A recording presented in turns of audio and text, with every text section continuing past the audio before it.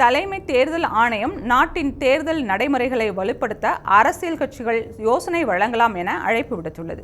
சமீபத்தில் திரிணாமுல் காங்கிரஸ் கட்சி மேற்கு வங்க மாநிலம் கூச் பெஹார் பகுதியில் உள்ள ஒரு வாக்காளர் அடையாள அட்டை எண்ணும், உத்தரப்பிரதேச மாநிலம் திகர்கஞ்ச் பகுதியில் உள்ள மற்றொரு வாக்காளர் அடையாள எண்ணும் ஒன்றாக இருப்பதாக குற்றம் சாட்டியது.